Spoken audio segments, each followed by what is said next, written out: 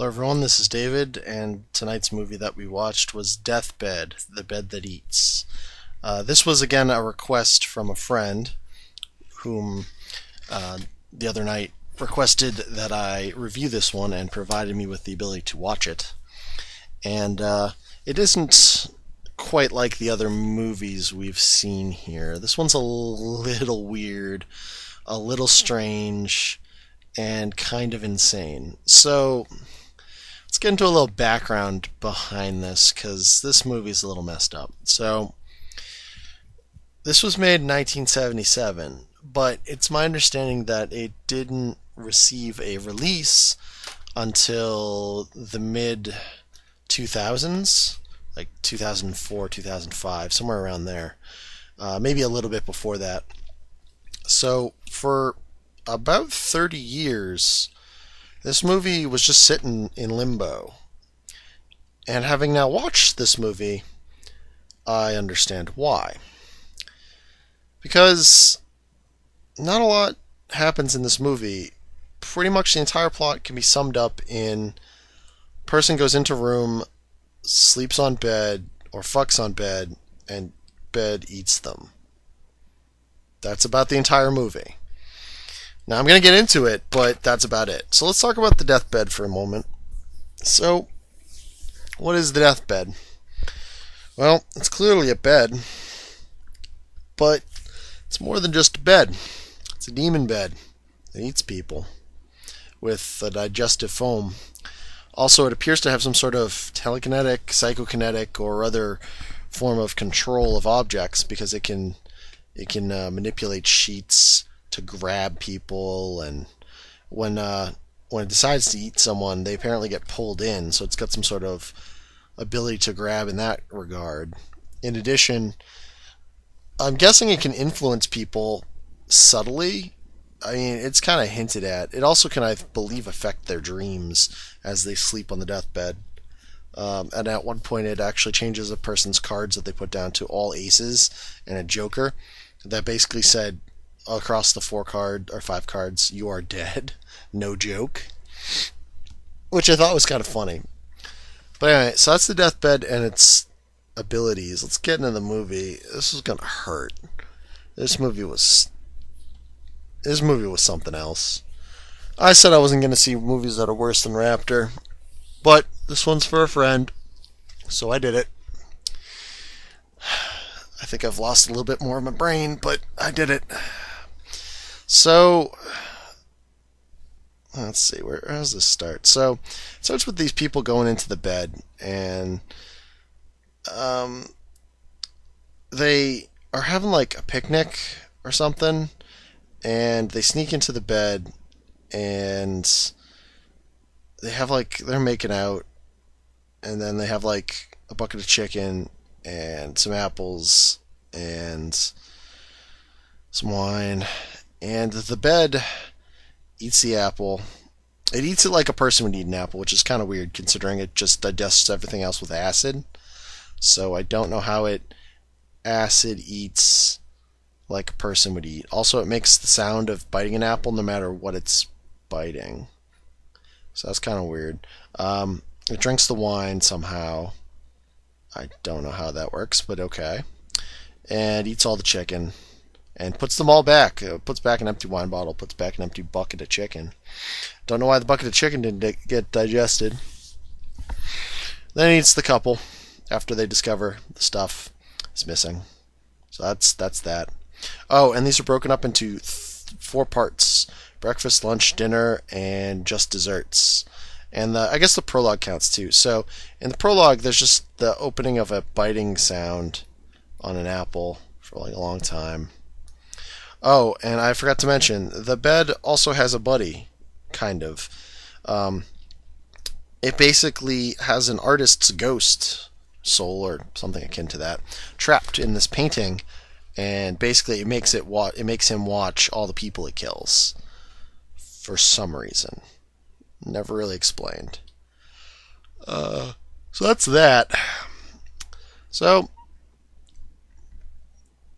you see the bed, there's a montage of the bed eating people throughout time.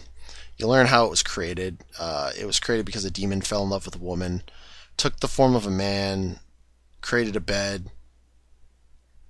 Um, when the demon slept with the woman, he was a demon, so she fell into like a death-like trance. Apparently, was buried, but she wasn't actually dead. The demon got really sad. He bled from his eyes. The blood got on the bed. The bed became alive and evil and ate the whole family. And up to modern day, that's where it is. And at some point, there's some gangsters, and eats the gangsters. That's where they get the 5 cards and then say, "You are going to die, no joke," which is kind of random. I don't know why it changes his cards and doesn't just eat them. Then 3 women come into the house, and it eats one of the women, strips down to be like basically naked, goes to bed on the bed, and it grabs her necklace, which is like a cross, and strangles her with it, and then eats her. And then there's this black woman that sleeps on the bed for dinner, and she wakes up. She has a really weird dream, and then she wakes up, and the bed tries to eat her, but she crawls out. But then the bed drags her back in and finishes eating her. She crawls across the floor. She crawls out to the door. She can't use her legs because they're all fucked up. They're all covered in poorly done blood effects. I don't know why there's blood when there's acid, because acid burns you, cauterizes skin. I mean, I guess if... I don't know.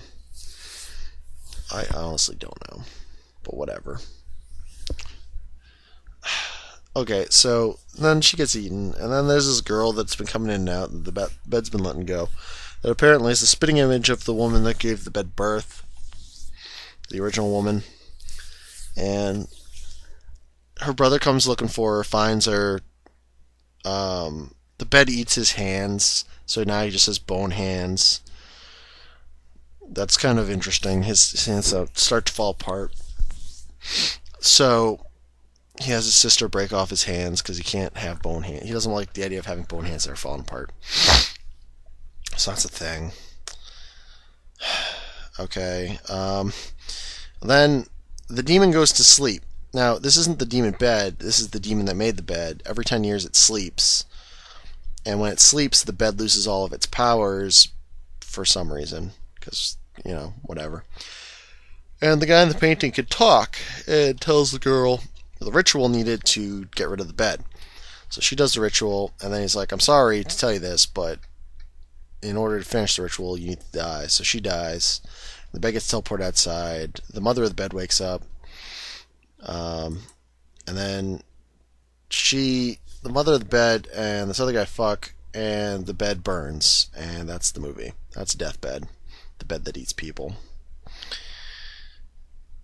So that's a thing. It really doesn't have a plot other than there's a bed eating people. I mean, like, less so than anything else. It's literally like there's a room you go into to get eaten by a bed. That's about it. I mean, there's a lot of monologues in this film, like voiceover monologues from the ghost. Like, every 5 minutes, there's like a monologue by him. And it's a thing. He likes the monologue because I guess that's all he's doing, and the bed likes to eat people because that's all it's doing. So that's pretty much this movie, is just a guy monologuing over a bed that eats people. So I really don't know. Apparently this film has quite a bit of cult status. I don't know why. I guess it's because it's one of those, it's just really bad. It's kind of like Manos Hands of Fate in that regard. It's just a bad movie. And for some reason, people have decided that they like it, defying any sort of logic or sense. Now, that being said, I like a lot of bad movies, but again, there's a fine line between so bad it's good, and so bad it's bad. And I have to lump this one into the so bad it's bad. I wouldn't recommend watching this unless you happen to be drunk or high or whatever and have a group of people to watch it with, because this movie is kind of dry and is literally just a bed eating people in a room. That is it. That's all you get. So that's Deathbed, the bed that eats. All right, folks, good night.